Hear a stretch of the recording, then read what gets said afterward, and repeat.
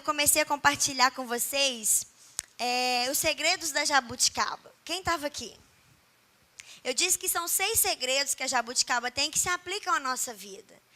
Só que eu compartilhei 2 na semana retrasada e hoje eu vou continuar com o 3º e 4º segredo da jabuticaba que se aplicam às nossas vidas.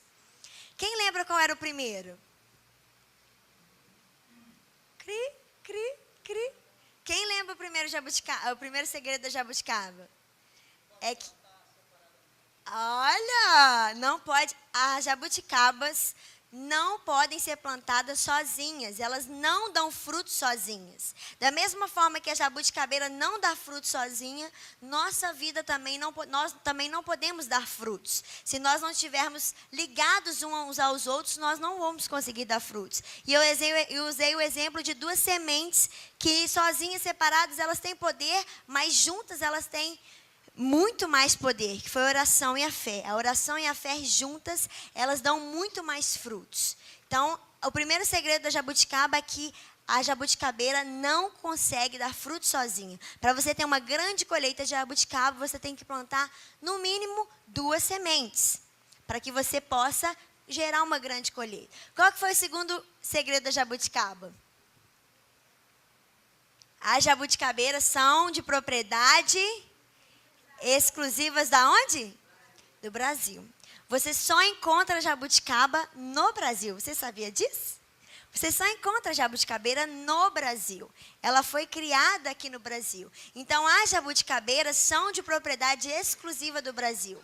E aí eu li aquele texto para vocês de 1 Pedro 2,9, que diz que nós, porém, somos geração eleita, sacerdócio real, nação santa, povo de propriedade exclusiva de Deus. Assim como as jabuticabeiras são de propriedade exclusiva do Brasil, eu e você temos que ser de propriedades exclusivas de Deus.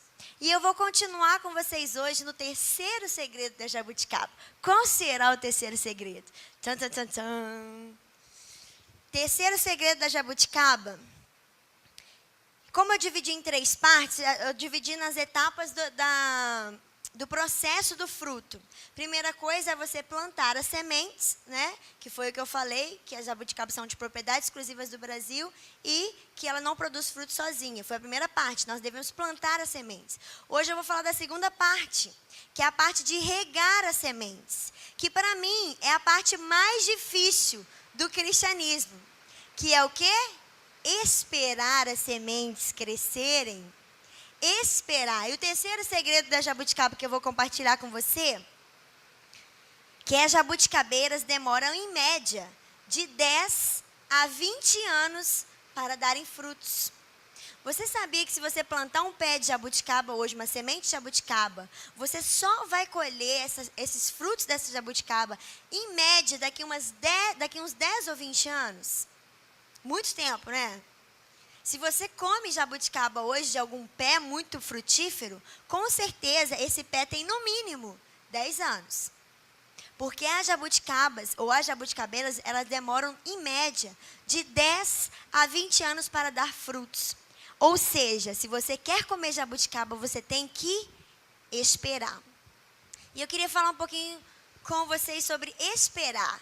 Tão difícil, eu acho, tão difícil, porque no dia que Deus faz a promessa, ao dia do cumprimento da promessa, tem o percurso. Esse processo que é o mais difícil, é o esperar. E falando em esperar, eu lembro de uma pessoa que eu gosto muito, que está lá no livro de Gênesis, que nós lemos esse mês de janeiro, que é quem que esperou muitos anos? Abraão. Só que o que acontece? Gênesis 12, vamos estudar um pouquinho aqui, vamos aprofundar um pouquinho aqui. Gênesis 12, Deus chama Abraão, que não era Abraão ainda, Deus chama Abraão e fala assim, sai da tua terra, da tua parentela, vai para a terra que eu te mostrarei. Deus faz a promessa para Abraão, em Gênesis 12. Deus promete para Abraão, que ele seria que ele seria frutífero, que a descendência dele tomaria toda a terra, em Gênesis 12. Em Gênesis 15, Deus chama Abraão e faz uma aliança com ele. Em Gênesis 16, o que acontece? Sara, achando que estava demorando demais o processo dos frutos, fala com Abrão: Abrão, acho que Deus se esqueceu de mim. Eu acho que eu não vou ter filhos mais. Então, sabe o que a gente pode fazer? Toma a minha serva, Agar. Toma a minha serva. E aí você poderá ter filhos, poderá cumprir a promessa do Senhor através dela. E aí começa o erro. Sabe por quê? Porque Agar gera Ismael. Agar gera Ismael. E do tempo que Ismael nasceu ao tempo que Isaac nasceu, demoraram 14 anos. E sabe algumas anotações que eu fiz aqui? Abrão e Sarai receberam uma promessa de Deus de um herdeiro aos 70 anos de idade. Abrão tinha 70 anos quando ele recebeu a promessa. Aos 86, ele achava que Deus não cumpriria mais o que tinha prometido e estava cansado de esperar. E decidiu dar um jeitinho humano para a situação, não é assim que a gente faz? Eu estou cansado de esperar, então eu vou dar o meu jeitinho para Deus. Então, Abrão tentou dar um jeitinho ele, Sarai, e pegou Agar. E aí, aos 86 anos, nasce Ismael. Era, de fato, um filho de Abrão, como Deus havia dito, mas não era o filho da promessa. Tiveram que esperar mais 14 anos, para só então, aos 100 anos de idade, nascer o filho da promessa, ou seja, Isaac. Sabe o que eu reparo aqui? Nesse tempo, nesse período de... Engraçado que a Bíblia não esconde os erros. Você vai ver os erros de Davi, os erros de Isaac, os erros de Jacó. Você vai ver os erros de todo mundo. E aqui, no capítulo 16, mostra a impaciência de Abrão. Porque às vezes a gente fala assim: Abrão, pai da fé, esperou sem murmurar, não sei o quê. Sim, ele se fortaleceu na fé, dando glória a Deus. Por um período ele esperou sem murmurar. Mas teve um tempo que ele cansou. Não sei se é assim com você, mas chega um tempo que você fala: Deus, já tem 500 anos que o Senhor me prometeu e nunca que chega. Então eu vou dar um jeitinho. Foi como eu falei da outra vez. Você pega a promessa e fala assim: Deus, segura aqui. Pastor Jonatas, segura aqui, está nas suas mãos. Deus, está nas suas mãos. Toma, segura, Deus, cuida, Deus. Fica tranquilo aí com as minhas promessas. Deus, mas cuida com carinho. Deus, está demorando muito. Deixa que eu dou um jeitinho aqui, eu vou fazer. Espera aí que eu vou fazer do meu jeito, eu vou moldar. Por quê? Porque nós somos impacientes. Imagina a nossa geração de hoje, que tudo é micro-ondas, tudo é fast food, tudo é para ontem. Tudo. Se você vai num restaurante e o atendimento demora, o que você fala? Esse lugar é péssimo, o atendimento é péssimo, nunca mais volto aqui. Não é verdade? Sim ou não? Sim ou não? Pois é. Nossa geração hoje, ela é uma geração muito imediatista, ela quer as coisas para ontem. E isso nos faz, no reino espiritual, não sabermos esperar o tempo certo.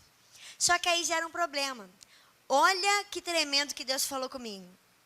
Quando damos luz aos Ismaéis da nossa vida, temos que gastar tempo cuidando dele, alimentando, trocando as fraldas. Não é verdade? Se você tem uma criança pequena, você não tem que gastar tempo? Ela chora de madrugada, você tem que acordar, perdendo. Cadê as mamães aí? Não é verdade? Chora de madrugada, você tem que perder tempo indo lá. Os papais também, né? Os papais também. Cadê os papais aí? Os papais também. Também gasta tempo. Só que quando você gera um Ismael, você perde tempo com aquilo que não é seu e atrasa o tempo do que é seu.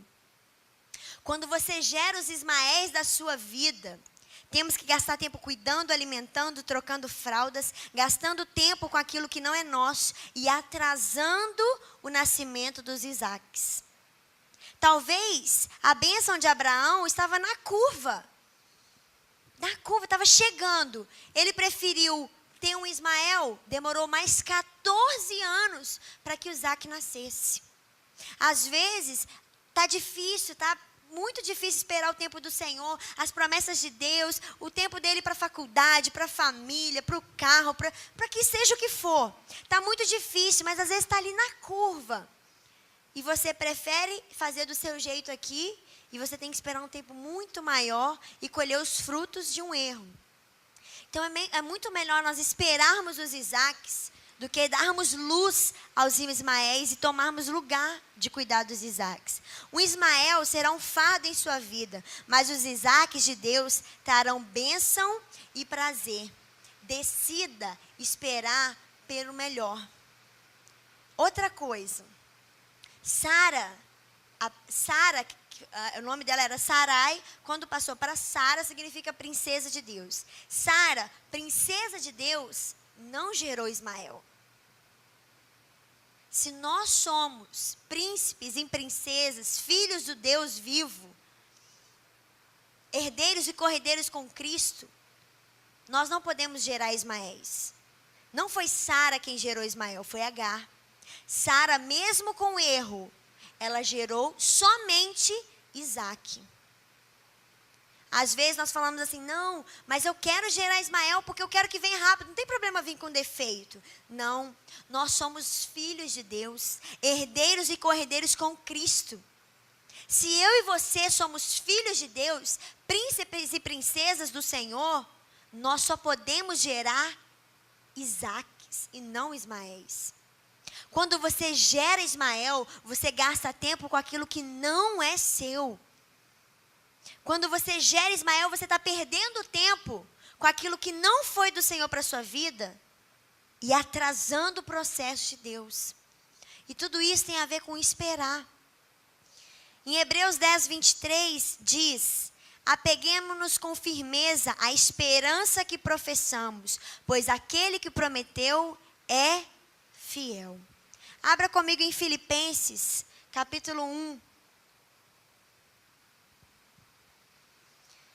Filipenses, capítulo 1.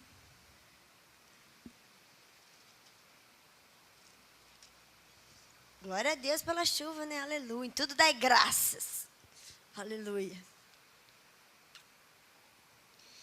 Filipenses, capítulo 1. Versículo 6. Quem achou diz amém. Quem não achou diz espera eu. Todo mundo achou, então vamos lá. Estou plenamente convencido que aquele que começou a boa obra em vocês vai completá-la até o dia de Cristo Jesus.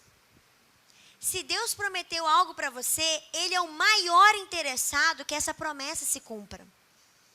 Ele é o maior interessado, porque aquele que prometeu, Ele é fiel até a volta de Cristo Jesus. Jesus voltou? Sim ou não? Se voltou, a gente está lascado, né? Porque, né? Jesus ainda não voltou, ou seja, o tempo ainda não acabou. O prazo ainda não chegou ao fim. Talvez você pode falar, Carol, mas você não sabe o que Deus me prometeu, está demorando anos. Talvez seja a salvação de um familiar seu. Carol, você não tem noção, aquela pessoa nunca vai acontecer. Jesus ainda não voltou, o prazo ainda não acabou. E o tempo dele não é o tempo nosso. O tempo de Deus é o tempo kairos, é um tempo surreal. Nós não entendemos o kairos de Deus. Nós estamos no tempo cronos. Ah, quantas horas? É a hora agora. Não, eu tenho que ir. Peraí, eu estou atrasado. Não, peraí, eu tenho que fazer isso. Nós estamos presos no tempo cronos. Não, já tem tantos anos, tantos dias, tantas horas. O tempo de Deus é o tempo kairos. Não se compara. E se ainda não veio, é porque você ainda não está pronto. Se não tinha chegado para Sara o Isaque, é porque ela ainda não estava pronta. E aí eu sempre lembro de uma historinha que eu adoro contar e eu vou contar de novo. Vou contar de novo, Karina. Fica quieta aí, você já sabe a história. Tinha um menino que tinha 5 anos de idade. Todo mundo já sabe essa história, mas vou contar de novo. Não sabe? Então, tá vendo? Não sabe, tem gente que não sabe. E o sonho dele era ter um carro. E ele tinha vários carrinhos de brinquedo. E o que ele mais gostava era um Opala azul. Ele adorava o Opala azul. Ele andava com o Opala azul para baixo e para cima. Ele colocava o Opala azul de baixo e ele ia para um lado, ele ia para o outro. Ele adorava. E ele chegou para o pai dele e falou assim, pai, eu quero um Opala azul. Meu sonho, me dá um Opala azul. Eu amo esse carro. Eu acho a cor dele linda, o formato dele lindo. Aí ele falou assim, filho, mas você já tem opala azul? Não, pai, você não está entendendo, eu quero um de verdade. Eu não quero um de brinquedo, eu quero um de verdade. E aí o pai falou assim, eu não posso te dar. Não porque eu não tenho condições, mas porque duas coisas podem acontecer se eu te der o opala azul hoje. Primeiro, ou você vai estragar o seu presente, ou você vai morrer. Por quê? Porque você ainda não está preparado para receber esse presente. E os anos foram passando, ele foi crescendo, foi estudando, fez faculdade, nananã, fez 18 anos, tirou carteira e virou para o pai e disse, pai, agora eu já estou pronto. Eu já tenho as ferramentas necessárias, eu já estou qualificado para receber esse presente. E o pai falou, tudo bem, eu tenho condições. Então vamos lá que eu vou te dar esse opala azul. E a menina falou assim, não, pai, eu não quero opala azul. Falou, como não? Não era seu sonho ter esse opala azul? Sim ou não, gente? Não era o sonho dele ter um opala azul? Vocês não valem. Quem não ouviu a história, concorda comigo. Não era o sonho dele ter um opala azul? Sim ou não? Não. O sonho dele não era ter um opala azul. O sonho dele era ter um quê? Um carro. O sonho dele não era ter um opala azul. O sonho dele era ter um carro. À medida que ele foi crescendo, ele foi amadurecendo, o sonho não mudou. Ele virou para o pai e falou assim, não, pai, agora eu não quero um opala azul, agora eu quero um Camaro amarelo. Humilde ele, né? Bem humilde. Eu quero um Camaro amarelo, dá até trava-língua, né? Camaro amarelo. Ele falou assim, o sonho não mudou. Ele continuava querendo um carro. Mas com a medida que ele foi amadurecendo, que ele foi crescendo, as características daquele sonho mudaram.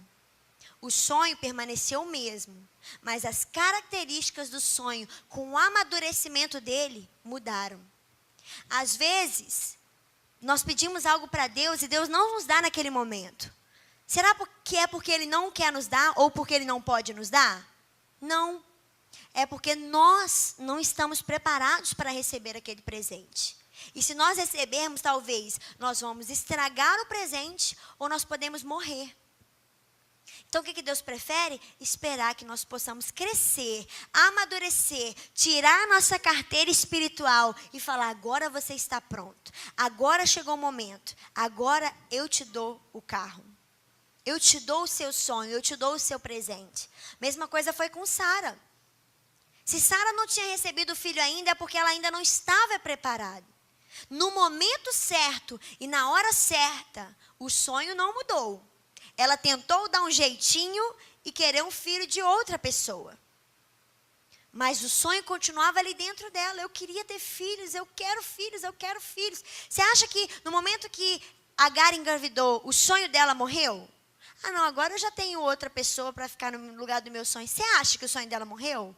Não, o sonho continuou ali. Mas no momento que ela estava preparada e madura o suficiente, o Senhor entregou para ela o sonho no tempo certo. Então, o terceiro segredo que eu aprendo aqui com vocês da jabuticaba é esperar. Esperar o tempo do crescimento.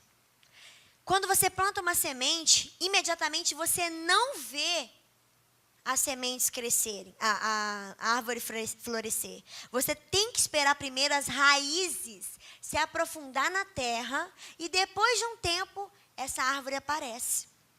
Sabe o que significa raízes se aprofundar?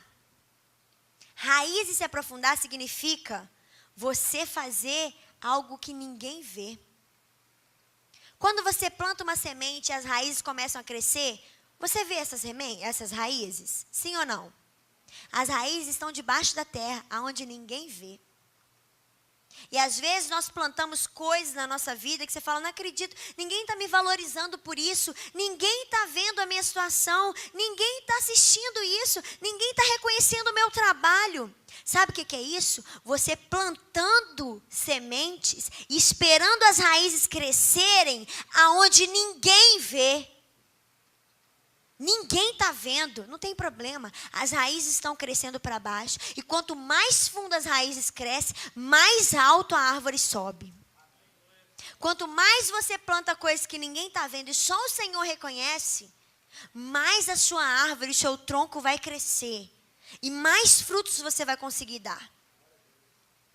Às vezes nós queremos plantar, não sei se você já plantou feijão, mas eu não tinha paciência com feijão. Eu plantava no algodão, no outro dia eu ia lá, fuçava para ver se tinha dado feijão. E eu ia lá no outro dia de novo. Eu nunca que dava feijão no meu. Eu ficava irritada, porque nunca dava o feijão no algodão que eu plantava. Mas porque eu não tinha paciência de esperar crescer, esperar das raízes, esperar frutificar. E às vezes é assim, eu sei que o percurso do tempo da promessa até o cumprimento é o mais difícil. Eu não estou dizendo que vai ser fácil. E o próprio Jesus nunca te disse que seria fácil. Porque ele disse, no mundo vocês vão ter aflições, mas tem de bom ânimo porque eu venci o mundo. Ele nunca disse que seria fácil. Ao contrário, ele disse, negue-se a si mesmo, carregue a sua cruz todos os dias. Não é fácil, mas é possível. Não é fácil e não vai ser fácil, mas é e será possível, se nós soubermos esperar. O terceiro segredo que eu aprendo com você das jabuticabas é que as jabuticabeiras, elas demoram de 10 a 20 anos para dar frutos. Assim são as nossas promessas. Não é da noite para o dia. Tem coisas que nós pedimos ao Senhor que é instantâneo, é um milagre. Amém, glória a Deus. Mas muitas das coisas vão ter que esperar. Só que se você planta uma semente e você não rega, ela cresce ou ela morre? Ela morre. Então, muitas das promessas do Senhor, elas têm que ser regadas com oração, com jejum, com o joelho no chão, boca no pó, vou falar agora. Dá-lhes, né? Muito jejum e oração, sério mesmo. Muitas coisas que o Senhor nos dá, nós não oramos. O Senhor nos dá promessas e fala, amém, Deus, obrigada. A gente fica esperando cair do céu. O nosso regar dessa semente são as nossas orações. E hoje o cristianismo ficou banalizado e não existe quase pessoas que você não vê gente orando. Você vai no ministério de intercessão, tem uma pessoa ou ninguém. A oração é o combustível que move as nossas vidas. O carro sem a gasolina, ele vai a algum lugar? Sim ou não? Você sem oração não vai a lugar nenhum. No mundo espiritual, a oração é como a gasolina do nosso carro. Se você não orar, se eu não orar, todos nós precisamos orar mais. Todos nós. Ninguém que está aqui está isento. Nem o pastor, nem ninguém. Todos nós precisamos. Carol, mas eu oro o dia inteiro. Precisa orar mais. Porque quanto mais você ora, mais você estica a sua fé. E mais você consegue alcançar lugares maiores. Ah, não, mas está muito bom onde eu estou. Não. Isso não é sobre você. Isso é sobre as outras pessoas, as outras vidas que vão ser alcançadas através de você. Quando nós pararmos de olhar para o nosso umbigo e entendermos que não é sobre nós, é sobre o outro que está do nosso lado, nós vamos muito mais longe. Isso não é sobre mim, sobre você. Isso é sobre a pessoa que está do seu lado, sobre as muitas outras vidas que estão esperando pela sua boca, pela sua atitude, pela sua vida. E aí, quando Deus fala conosco, ou nos mostra algo, temos a tendência de ficar entusiasmados e de nos concentrar naquela revelação. É como se estivéssemos grávidos do que Deus disse. Ele plantou uma semente em nós. Em seguida, temos de entrar em tempo de preparação antes que aquela semente possa dar frutos. Esses períodos de preparação nos equipam para lidar com o que Deus nos prometeu. Esperar significa caminhar crendo e se equipando. Esperar significa caminhar, crendo e se equipando. Quando você fica grávida, eu nunca fiquei grávida, mas eu já vi várias mulheres grávidas. Quando você fica grávido, uma semente está dentro de você. É a mesma coisa da promessa de Deus. Quando Deus nos dá uma promessa, aquela semente entrou dentro de nós. Os 9 meses, se na hora que a mulher ficou grávida, o filho nascesse, o filho nasceria perfeito? Sim ou não?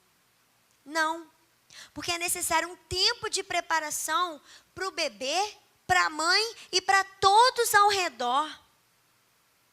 Não é só para o bebê. Porque o corpo da mãe muda.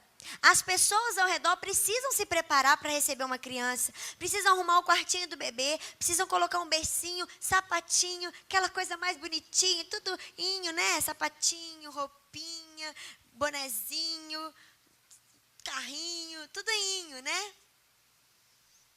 Porque é o tempo de preparação. São 9 meses gerando e se preparando.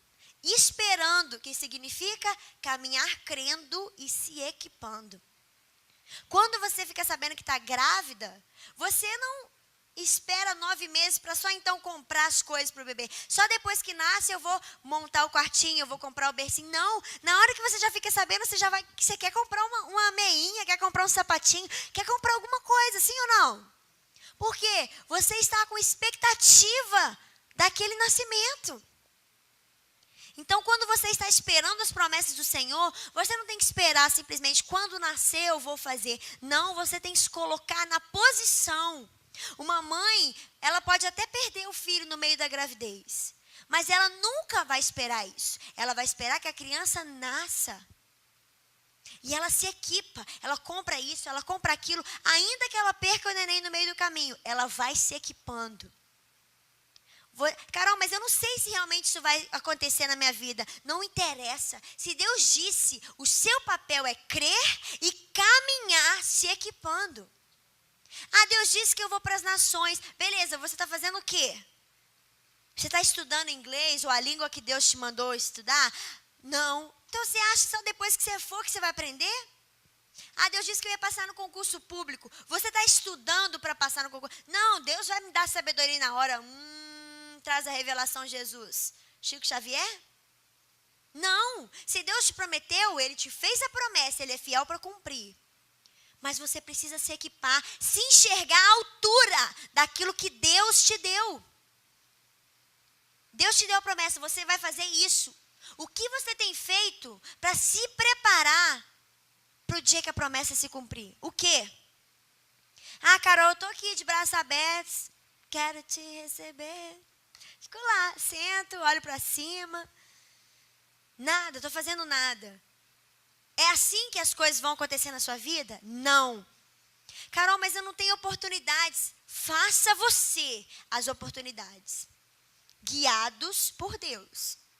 Porque você caminhar sem ter uma direção de Deus, você caminhar com as suas próprias pernas, você se cansa e se oprime muito mais. Carol, mas eu não estou vendo as portas enxergar. Será que é porque você está parado, sentado, sem fazer nada? Eu não estou vendo as portas se abrirem. Será que é porque você está esperando a abrir um anjo, abrir os céus e descer e vir falar com você? Não. Esperar é caminhar se equipando. Carol, mas eu não tenho as ferramentas. Crie as ferramentas. Mas você tem que se equipar e se enxergar à altura. Se enxergar à altura.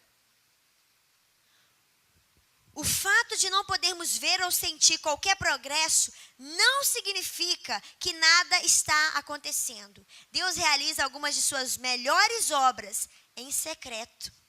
Ele se agrada em surpreender seus filhos. Quer você saiba ou não, neste exato momento, o Senhor está trabalhando na sua vida. Quer você acredite ou não, nesse exato momento o Senhor está planejando o seu futuro. O Senhor está fazendo com que sementes novas estejam sendo colocadas dentro de você. Pode demorar o tempo que for. Abraão esperou 25 anos para o filho da promessa nascer. Mas a promessa do Senhor se cumpriu. Nós só não podemos duvidar. Nós só não podemos duvidar. Carol, mas eu não duvido, eu só questiono. Tudo bem. Mas eu descobri essa semana que questionamento, mais questionamento, mais questionamento, mais questionamento é igual a dúvida. Você pode questionar, mas por que, Deus? Mas como, Deus? Ai, Jesus, como será? Como vai ser? Você pode questionar, mas uma série de questionamentos é igual a dúvida. Se eu virar para você e falar assim, essa minha blusa, que cor é essa minha blusa? Essa. Não, gente, essa blusa é verde. Vocês não estão enxergando que essa blusa é verde? Por que vocês não estão enxergando? Que cor é essa blusa, gente? Preta? Onde vocês estão enxergando que essa blusa é preta? Isso aqui é verde. E se eu virar para você e falar diversas vezes, isso é verde, isso é verde, isso é verde, isso é verde, você pode até, uma hora ou outra, você vai falar assim, será que eu não estou enxergando direito? Vai gerar dúvida no seu coração. Você pode ter tanta convicção que isso é preto, mas se você não tiver essa convicção, sempre que baterem as dúvidas ou os questionamentos na sua mente, uma hora a dúvida vai entrar no seu coração. E a dúvida é o oposto da fé. A fé e a dúvida não tem como andarem juntas. Se o medo entra pela porta, a fé tem que sair pela janela. Não tem como os dois andarem juntos. Então, se as circunstâncias, expressões da vida chegarem para você com uma série de questionamentos, mas por quê? Será que vai acontecer? Será que vai conseguir? Será que você vai conseguir realmente? Será mesmo que você vai chegar lá? Você não está ficando maluca, não? A sua convicção tem que ser tão grande que você fala assim, não, não, não. Se você balançar um pouquinho, você deu lugar para o medo e a dúvida entrar. A dúvida entrou, já era, você não tem fé. Aí você tem que gerar fé de novo. Você pode ter questionamento, sim, mas você nunca pode duvidar das promessas do Senhor para a sua vida. Porque Ele não falha. Nós falhamos. Ele não. E eu li esses dias, já li várias vezes essa frase no Twitter, mas hoje eu li de novo. Uma frase assim, se você pediu algo para Deus e Ele te deu outra coisa, não fique com raiva. Você não sabe pedir, mas Deus sabe o que faz. Vou falar de novo. Se você pediu algo para Deus e Deus te deu outra coisa, não fique com raiva. Você não sabe pedir, mas Deus sabe o que faz. Deus, Ele sabe o que faz. Às vezes, nós queremos e queremos e queremos. Por exemplo, Jacó, Raquel e Lia. Lia queria o amor de Jacó. O que Deus deu para ela? Um filho. E outro filho. E outro filho. É o Deus da compensação. É o Deus que recompensa. Se você ainda não viu essa pregação, pode ver. Digita lá no YouTube, Deus da Compensação, Lucinho Barreto. Muito boa. Uma das melhores que eu já ouvi. Lia pediu, ela queria o amor de Jacó, porque Jacó era descaradamente preferia o amor, Raquel. Só que Deus não deu o que ela queria, deu os filhos para ela. E através daquela descendência, você sabia que a descendência de Jesus não veio de Raquel? A descendência de Jesus veio de Lia. Jesus não veio de Raquel. Amada, tão querida de Jacó. Jesus veio de Lia, o Deus da compensação. Se você for ver na genealogia de Jesus, Jacó gerou Judá.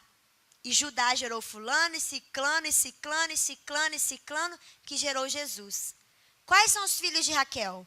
José e Benjamim. Não tem Judá na genealogia de Raquel. Ou seja, Jesus veio de Lia.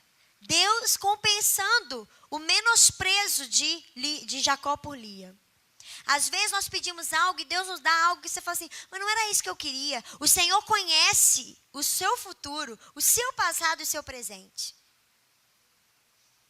Então, se você souber esperar o tempo certo, você vai gerar os filhos corretos. Isaques e não Ismaéis. Já estou terminando. Quarto segredo e último.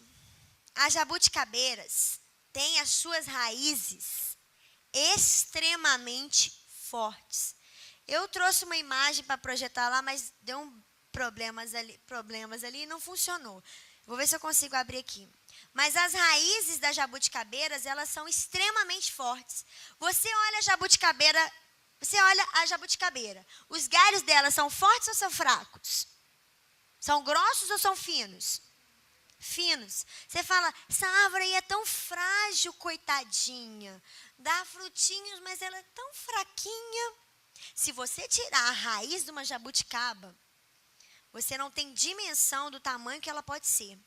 Você sabia que as jabuticabas, vou tentar mostrar aqui para vocês. Você sabia que as raízes da jabuticaba podem abalar uma estrutura de uma casa? Se você plantar uma jabuticabeira na sua casa, você tem que tomar cuidado. Sabe por quê? Porque as raízes, elas vão penetrando de uma forma, elas são tão grandes, tão fortes, que elas vão penetrando debaixo da casa e elas podem abalar a estrutura de uma casa. Você tem noção disso? Aquelas raízes que você teve que esperar crescer. E eu vou mostrar para vocês o tamanho dessas raízes, se eu conseguir. Olha aqui.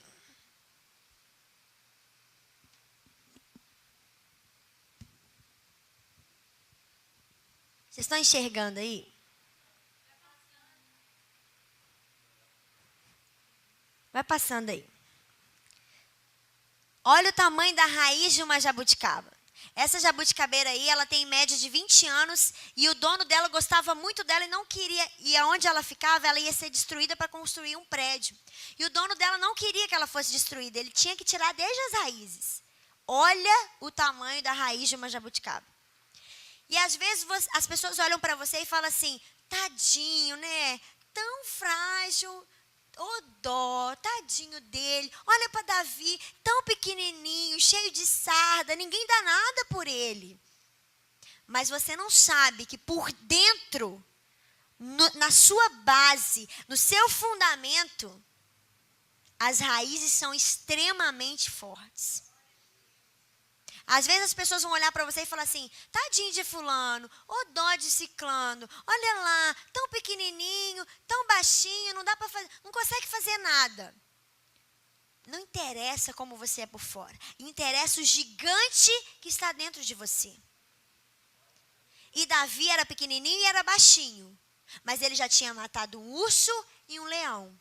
E só ele conseguiu enfrentar Golias, ninguém mais do exército. Ninguém mais do exército, os grandões, os fortões, não conseguiram enfrentar Golias, mas Davizinho conseguiu.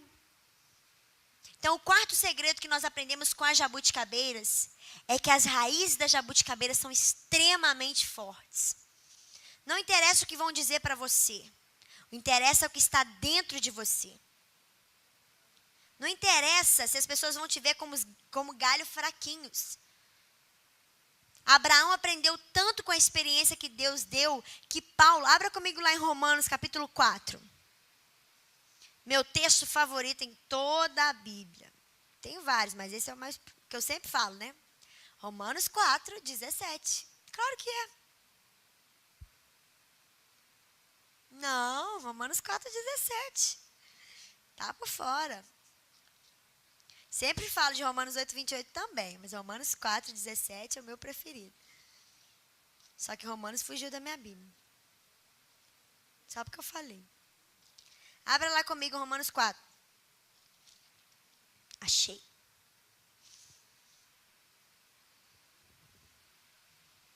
Romanos 4, 17 diz assim: Abraão entendeu tanto o propósito dele, de Deus na vida dele, que Paulo, nas cartas de Romanos, ele citou o nome dele.